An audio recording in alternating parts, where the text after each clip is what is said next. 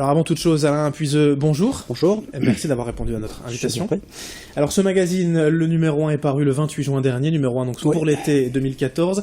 200, le vélo de route autrement. Alors quelle est l'ambition tout simplement pour commencer de ce magazine ? L'ambition c'est de réunir beaucoup de gens qui comme nous, c'est-à-dire l'équipe qui édite 200, pratiquaient le vélo de route surtout, et ne se reconnaissaient pas dans les titres existants. Il y a d'excellents titres de presse cycliste en France qui sont établis depuis des années, qui abordent le vélo sous un angle essentiellement sportif. On est un pays de spectateurs du Tour de France, donc ça marque une culture.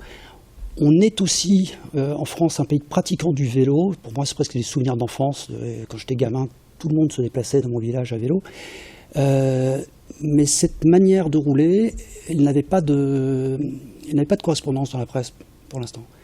Je ne me retrouvais pas, pratiquant le vélo, roulant beaucoup chaque année, je ne me retrouvais pas toujours dans ce que je lisais dans les magazines. Là, c'est moins de parler de performance, mais plus de voyage, de découverte. Alors c'est le voyage, c'est la découverte, c'est le vélo comme outil de déplacement urbain, pour prendre des termes très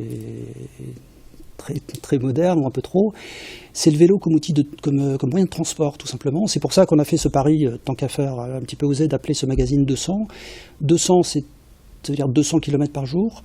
C'est une distance qui paraît déraisonnable quand on se remet en vélo ou quand on n'a jamais roulé. C'est une distance qui devient vite assez raisonnable. C'est pas une performance, c'est pas un truc extraordinaire. Et en 200 km, en France, on change de région, on change de décor, on va d'une ville à l'autre, on va de Paris au bord de la mer. Ça veut dire qu'on peut couvrir avec un vélo et sans avoir la condition physique d'un champion une distance assez considérable. On peut voyager à vélo pour pas un centime et en se faisant du bien. Alors c'est ce que vous allez raconter, montrer dans ce magazine, des récits de voyage, mais aussi de matériel, et puis aussi le vélo tous les jours à Lille, comment on peut vivre à vélo. Voilà, les deux, on veut faire un petit peu la promotion du vélo. Alors c'est pas un magazine militant, parce qu'il y aura un côté vite fatigant, besogneux là-dedans. On essaie d'être militant par l'exemple. On a fait un petit pari stupide, on a pris un Vélib à Paris, on est allé sur la côte à Dieppe avec.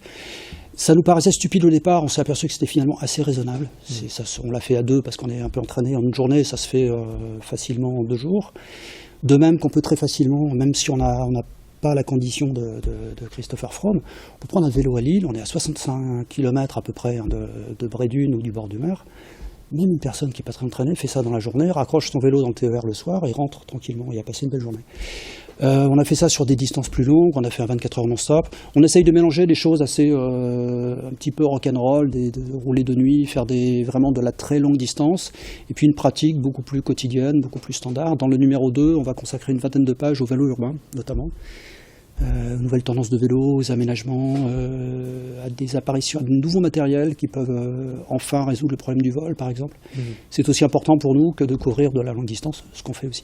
Alors, quitte à parler donc de choses déraisonnables, si on peut dire, l'histoire, par exemple, un peu marquante, concernant un Lillois d'ailleurs, c'est le seul participant de la transcontinentale. Alors ça, c'est une épreuve formidable. C'est un truc fabuleux, inventé par les Anglais, parce qu'il y a quasiment que pour faire ça. C'est une course, alors c'est la 2e édition cette année, elle est en train de se terminer, elle se termine dans les prochains jours, elle est peut-être même déjà terminée pour le vainqueur. C'est la course Londres-Istanbul, non-stop, sans assistance. C'est-à-dire qu'il y a 101 coureurs venus de toute l'Europe et 2 Français, dont un vite abandonné, qui sont partis de Londres le 9 août, qui sont en train d'arriver vers Istanbul. Le premier a dû arriver. Il y a un Lillois, le seul Français est un Lillois, Samuel Bécuve, qui est un mec génial. Il est en train de traverser l'Albanie en ce moment, de finir de traverser l'Albanie, il se dirige vers la Turquie. Et vous l'avez suivi, alors, on a un peu de récit de son alors on aura le récit dans le numéro 2, on l'a croisé en Suisse, puisque l'un des points de passage obligés de la course, c'était le fameux col du Stelvio, qui est un monstre de l'histoire cycliste, le plus haut col d'Europe. On l'a grimpé avec lui, alors derrière lui, parce qu'ils n'ont pas le droit à l'assistance, donc on ne voulait surtout pas tricher. Et puis il fallait de toute façon qu'on parvienne déjà à le suivre. C'est une histoire fabuleuse et ça fait partie de ces retours en scène, ces retours en force du vélo, et d'un autre vélo. Il n'y a pas de sponsor sur cette course, ou quasiment pas. Il n'y a pas d'assistance, il n'y a pas de caravane. Les coureurs n'ont pas des maillots bardés de logos de sponsors. Mais ils font des histoires extraordinaires et ça a beaucoup d'écho. Et sans aller jusqu'à cette course qui est vraiment un extrême, ça fait l'itinéraire libre, ça fait pas loin de 4000 km. Moi, j'ai passé mon été sur le vélo, j'ai rencontré énormément de gens en France qui, sans prétention sportive, simplement parce que ça leur chante, parce qu'ils sentent qu'il y a un retour du vélo, se traversent la France du nord au sud, d'est en ouest, avec un sac à dos, avec une carte de crédit simplement. Et ça fait de l'occasion de très très belles rencontres. Voilà, donc toutes ces rencontres, ces aventures du quotidien aussi, on pourra les voir donc dans ce magazine. 200 vélos de route autrement. Le numéro 2, donc c'est un...